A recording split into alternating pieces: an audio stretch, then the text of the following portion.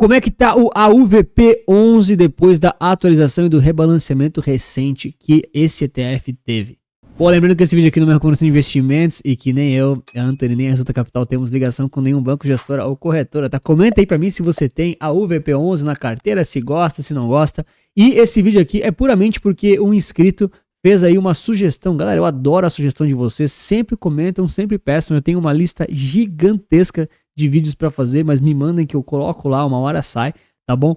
E aqui a gente quer analisar um pouquinho do AUVP11 em relação a esses primeiros meses de desempenho, focando principalmente aqui no que o inscrito comentou ali no canal, porque teve o rebalanceamento. Então, a gente vai entender um pouquinho das métricas aqui iniciais, mas basicamente aqui o que chama a atenção dele, que ele comentou e que realmente é bem interessante, é que Petrobras assumiu aí, cara, 27% do índice, tá? É como ele foi construído.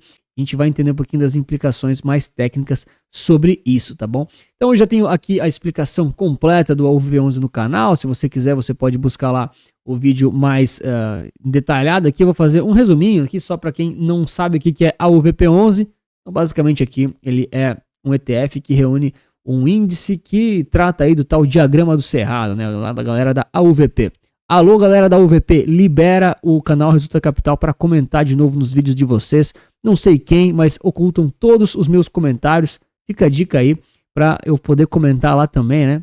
Para você que não sabe, o YouTube ele tem essa função para ocultar comentários que você não quer que uma conta comente. Quem é muito hater aqui do canal, 2 pessoas só, eu já fiz isso. Quem é hater equilibrado pode até xingar a mim, tá? Não tem muito problema, eu deixo liberado. Mas o YouTube ele permite tirar canais específicos aí, né? Usuário específico. Fica aqui o meu pedido, né? Libera nós aí de novo para eu voltar a comentar lá, tá bom? E claro, né? Sempre com respeito e serenidade, tá? Eu nunca fiz nenhum comentário deselegante nem nada disso. Eu faço comentários com a minha opinião e com a minha análise. Enfim, a internet tá aí pra gente conversar, para você discordar, concordar e assim por diante. Então aqui tá o diagrama em si, o diagrama não, né? A metodologia do diagrama do Cerrado, né? Que é uma metodologia deles. Então basicamente aqui são empresas listadas na B3 com 5 anos de listagem. Tem aí a capitalização de mercado igual ou superior a 3 bilhões, para pegar aqui empresas maiores, eles não querem tanto as small caps. Acho que faz bastante sentido, né? Porque a proposta é ser um índice bem fundamentalista, essa é a ideia geral deles. E tem aqui então alguns filtros de liquidez, para você não pegar aqui ativos que não tem muita negociação, enfim. Pega aqui alguns filtros de qualidade para não ter recuperação judicial, enfim, e aí faz a exclusão de alguns setores, varejo, proteína animal, transporte aéreo, que são setores ali que eles não veem, pela forma como eles estão colocando na metodologia, como algo fundamentalmente positivo em termos de mercado, tá? Essa é a mensagem indireta que fica aqui por conta do índice ser construído assim, é uma escolha do pessoal que constrói. E aí eles fazem a seleção dos ativos, bem legal, essa parte aqui acho que é a mais importante aqui, tá bom? Lucro positivo nos últimos 5 anos, bem legal. Endividamento líquido inferior a 3 vezes o EBIT, beleza. ROI acima de 10, ok, esse aqui a gente já viu no vídeo completo que é meio específico e tal, mas beleza. E margem líquida superior a 8%, aqui também você faz alguns cortes relevantes. Mas tudo bem, é a forma como eles encaram aqui e acabam definindo os parâmetros. E tem aqui a ponderação por Free Float Market Cap. Rebalanceamento anual em abril, justamente foi agora, tá certo? Obrigado aí ao inscrito que lembrou. Eu, sinceramente, não me lembrava. Bem legal aqui a parte do índice da apresentação, como eles fizeram, tá? Então, claro, aqui eu tô sendo bem mais direto, tem um vídeo completo explicando tudo isso. Mas, basicamente, aqui, para quem, só para complementar, né? Aqui a página do índice Teva, ações fundamentos, seleciona empresas a partir de métricas de análise fundamentalista. Eu acho isso aqui muito chique e realmente aplica alguns filtros ali que tentam pegar um pouquinho mais de empresas com mais qualidade fundamentalmente falando, tá? E aqui aquilo que a gente já viu, né? Companhias brasileiras que se destacam em rentabilidade, eficiência operacional, isso aqui é bem importante mesmo, e baixo nível de alavancagem, excluindo aqueles setores que eles consideram não tão fundamentalmente interessantes. Eles fazem o backtest com o Ibovespa desde o início do índice, que não é o ETF, mas no geral tem um resultado aqui um pouquinho superior ao Ibov, beleza. E aqui a gente tem então as principais posições aqui dessa nova cesta, né? Por que eu tô fazendo esse vídeo, tá? Legal fazer esse vídeo. Nada contra, nada a favor também o ETF, a gente é sempre muito neutro, é sempre bom falar isso, né? Eu, Anthony, Resulta Capital 100% não ligada a nenhum banco, gestora, corretora ou nenhuma outra empresa, mas a gente gosta muito de analisar esses índices um pouco diferentes, que são índices que não são tão convencionais, para ver como é que o rebalanceamento deles se comporta, tá? Então o que eu quero dizer com isso? Lá na primeira vez que ele foi lançado, muita gente reclamou porque tinha muito Itaú, tá? Tinha muito Itaú, aí algumas pessoas reclamaram, tá? Não tô dizendo que isso é bom nem que isso é ruim, tô dizendo que as pessoas reclamaram, beleza? E falaram, pô, tá muito concentrado em Itaú, se eu não me engano também era 24 ou 25%, posso estar errado, por favor, se eu tiver errado, comentem pra mim que eu posso estar errado. E aí, o que acontece, né? Muita gente falou, pô, esse índice concentrou demais em bancos, esse índice é ruim. E aí eu falei isso no vídeo que eu produzi na época, falei assim, não, mas calma pessoal, esse percentual de Itaú é porque hoje, nessa data aqui, tá saindo mais Itaú do que outros ativos e tá saindo esse percentual mais relevante do que o outro. Acho que era somatório de Itaú com Itaúsa, tá? Enfim, e aí o pessoal não estava entendendo que depois de um tempo os percentuais trocavam. E foi o que aconteceu agora. Então agora tem bastante Petrobras. Anthony, isso é bom ou isso é ruim? Olha, se você acredita na tese da Petrobras, isso é bom. Se você não acredita, isso é ruim. Mais ou menos assim, né? Óbvio que eu não vou dar recomendação de investimento num vídeo do YouTube. Seria, no mínimo, antiético, não tem nem credibilidade, né? O cara que faz isso, né? Mas beleza. Então aqui é a forma como o índice foi construído. E eu acho que o índice, ele não é ruim. Principalmente pela proposta dele, tá? A proposta dele é muito interessante. Você tem aqui diversos filtros que são interessantes. Porém, você tem aqui, na minha opinião, alguns cortes que não são tão interessantes. Dessa forma aqui, eu não acho tão legal assim, mas enfim, né? Quem sou eu para ficar reclamando? No mínimo, eu tenho que fazer o meu próprio ETF para depois falar alguma coisa.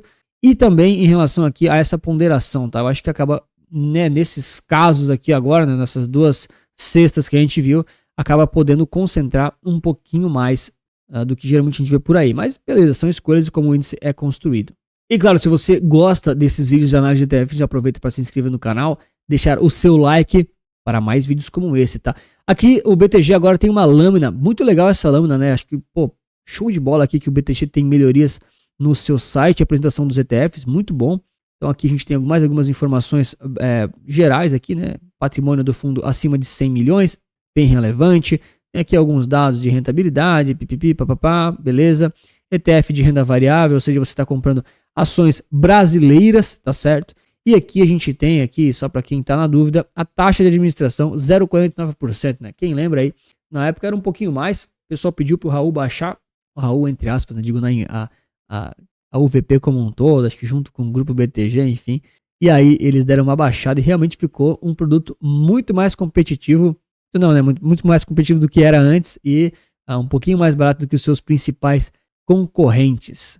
Bom, e aí para quem está curioso em relação ao resultado mais recente, a gente tem então esses 3 ETFs aqui para a comparação, caso você está curioso, desde o lançamento. Então, no longo prazo, os backtests que a própria Teva Índices, que foi quem fez o índice que o AUVP11 segue, né? Ou então o próprio AUVP11, né? Que o próprio BTG, enfim, a galera que fez o material publicitário, eles já mostram que a tendência é bater o IBOV, enfim, essa é a proposta deles. A gente vê aqui que na prática, nesse período, desde o lançamento deles, o AUVP11 não bateu nem o IBOV, que está com o BOVA11 aqui, e nem o DIVO11, que são os seus concorrentes mais famosos, digamos assim, tá? Eu vou ser honesto aqui com vocês, pessoal, eu não gosto de analisar ETFs desde o primeiro dia, tá? Aqui, por exemplo, na lâmina que o BTG produziu, eles fizeram tudo certo, tá? Pelas boas práticas de mercado, você tem que pegar desde o início do fundo. Mas como aqui eu não faço uma lâmina para todo mundo, eu faço uma análise um pouco mais dinâmica, eu nunca considero os primeiros dias. Por que eu não considero o primeiro dia? Porque tem muita oscilaçãozinha, market maker trabalhando. A gente geralmente gosta de pegar aqui alguns diazinhos depois, tá bom? Não precisa pegar o ponto ótimo para forçar a análise. Não é isso. É deixar passar aqui alguns diazinhos. Assim, é como, vou dizer assim, né? Não é como uma colher de chá, mas é como uma métrica de boas práticas de análise, tá bom? E aqui, enfim, pelo menos nesse período aqui, a análise não muda muito, tá? O BOVA ainda se embate aqui pela performance mais recente e o DIVO e o AUVP11 praticamente empatam, tá? Aqui muda um pouquinho, mas dependendo do lugar, o DIVO e o AUVP11 praticamente empatam. Por que isso acontece? Porque o IBOV aqui, o mercado brasileiro como um todo, perdão, teve um com um período aí de praticamente um bull market, né, subindo aí 45%. Então, ETFs mais amplos, que não têm tantos filtros de qualidade, de valor, de dividendos, acabam subindo mais, tá? Geralmente essa, não vou dizer que é uma regra obrigatória, mas geralmente é isso que a gente vê e que a gente encara bastante. Anthony, você comparou a UVP11, que eu já entendi que é a metodologia lá do pessoal da UVP, que é o diagrama do cerrado, papapá, que você explicou aqui os filtros que a galera decidiu, beleza? Mas o que é esse negócio de BOVA11 e DIVO11? Bom, o BOVA11, para você que não sabe, é o próprio Ibovespa, tá? Então, assim, não vou fazer análise, pelo amor de Deus, não vai tomar o seu tempo é valioso, eu respeito o seu tempo. Mas aqui é basicamente o índice Ibovespa, que é um índice bem amplo, com muitas ações brasileiras de capitalização de mercado maior, tá bom? E a taxa de administração é 0,10% ao ano. A galera não gosta muito do Ibov, tá? Eu não sei porquê. Todo mundo fala que o Ibov é ruim, que é fácil de bater o Ibov, mas a gente vê que o Ibov nem sempre é tão simples assim de bater. E mais do que isso, tá? Eu acho que o Ibov ele é um índice muito bom para representar o mercado brasileiro como um todo. Agora, se o mercado brasileiro como um todo é muito bom, aí são discussões para outros vídeos, tá? E o engraçado é que é isso, eu escuto exatamente isso de todo gestor lá de ETFs, de grandes instituições financeiras. Eles concordam exatamente com esse pensamento. E eles são caras muito inteligentes, tá? Não é o meu caso. Depois eu comparei ainda com o DIVO11 aqui do Itaú. Peguei os mais famosos, tá, galera? Tem aqui a opção do Nubank também. Tem do próprio Ibovespa, tem, acho que todas as casas aqui tem o Ibovespa para concorrer, né? Você tem que fazer a análise do ETF e da gestora que você quer, né? Pelo amor de Deus, não fica nessas aqui que eu tô falando só porque eu tô mostrando no vídeo. Essas aqui são as mais conhecidas. E o DIVO11 aqui, ele tem a taxa de administração como 0,5% aqui de Itaú e tal, produto muito conhecido, com vários filtros interessantes também, que tem aqui o foco em empresas que se destacam pelo pagamento de dividendos. Então, indiretamente, você está fazendo aqui alguns filtros, pegando empresas que têm ali mais caixa, que não estão quebradas e assim por diante. A moral da história, o VP11 trouxe aqui uma performance bem parecida com o DIVO11 e uma proposta um pouco diferente, mas ainda assim está relativamente parecido com o próprio DIVO, né? Quando a gente tira o BOVA ali, né, do gráfico, a gente percebe que existe uma correlação gigantesca entre os dois ativos, tá bom? Então, quando o DIVO sobe, o AUVP sobe também. Quando o DIVO cai, o AUVP11 cai também.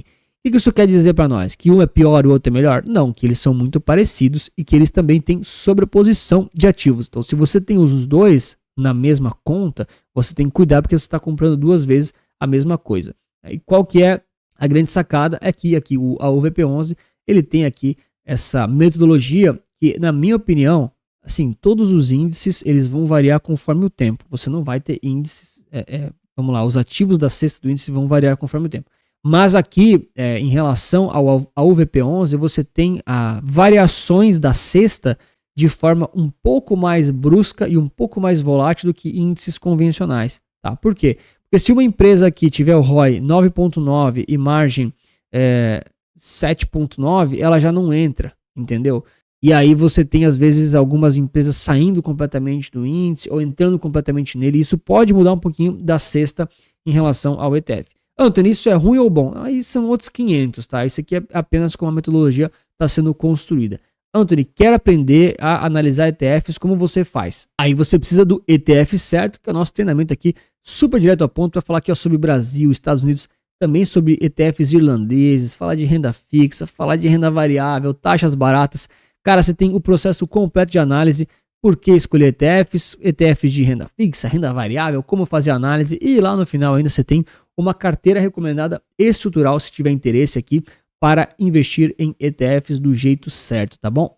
Eu costumo dizer que antigamente o pessoal tinha muito aquelas perguntas em relação a, poxa, Anthony, como é que eu faço para escolher a ação certa? Como é que eu faço para escolher qual que é o tesouro direto certo? Ou então, como é que eu faço para escolher qual que é o meu fundo de investimento de crédito privado certo? Hoje em dia, essas perguntas mudaram, cara. O mercado mudou muito, a inteligência mudou demais. Hoje em dia você tem muita IA, muita informação para lá e para cá, 24 horas por dia, tudo automático. E aí, a pergunta que o investidor comum, tá? Eu sou uma pessoa comum, eu imagino que você também é uma pessoa comum, no bom sentido. Você não é um grande gênio do mercado, eu pelo menos não sou. A pergunta que a gente tem que se fazer é, qual é o ETF certo? E o ETF certo, não estou dizendo que um é certo ou outro é errado. O ETF certo é, poxa, qual ETF tem o melhor índice, a melhor taxa, a melhor liquidez para a minha realidade e a exposição que eu desejo ter na minha carteira de investimentos? Principalmente pensando em longo prazo, tá? Por quê? Porque quando você compra um ETF, esses rebalanceamentos que vão acontecendo, seja do Divo 11, a UVP 11, BOVA 11, S&P 500 11, nem existe esse, né? Mas você entendeu a brincadeira aqui. Bitcoin 11, né? Tem um monte aí de ETFs, né? Quais deles você quer realmente segurar por longo prazo? Que você quer se aproveitar desse rebalanceamento de ativos que é isento de imposto de renda? Para os ETFs de renda fixa também tem essa questão. E aí você acaba olhando muito mais para o ETF em si, para o índice que ele é construído, e aí como isso conversa com a sua carteira, do que propriamente escolher qual que é a ação que mais vai subir ano que vem, né? Cara, escolher a ação que mais vai subir é possível, mas sinceramente é muito difícil. Eu gosto muito mais de trabalhar com ETFs, porque eu estou diversificado, tranquilo, e não preciso ficar muito preocupado em relação ali ao que vai acontecer, se vai ter guerra, se não vai, enfim, o ETF vai me ajudar de forma diversificada e de forma global em alguns casos. Nesse caso aqui, são apenas ações brasileiras, acho super legal você ter exposição ao Brasil, tá? Não sou contra isso, gosto também de ter exposição internacional, até acho mais importante do que a Brasil, mas aí você pode considerar diversas opções diferentes para fazer essa exposição. Então é isso, eu quero saber a sua opinião sobre o AUVP11, se ele está decepcionando a sua opinião, se ele está indo mais ou menos como você esperava. Na minha opinião, ele está indo mais ou menos como eu já esperava. Ele vai ser... cara, é difícil cravar, né? Porque esse rebalanceamento dele, sinceramente, vai mudar muitas ações lá dentro. Mas eu acho que ele vai ser muito próximo de um Divo 11, um NSDV do Nubank, né? 11, né? Que é um concorrente famoso aí também. Então, ele vai ser realmente um ETF que eu acho que ele vai brilhar mesmo em épocas de crise. Épocas de bull market, o Ibovespa, ele geralmente sobe um pouquinho mais, porque o mercado, na média, é mais volátil e aí até umas coisas mais voláteis acabam subindo.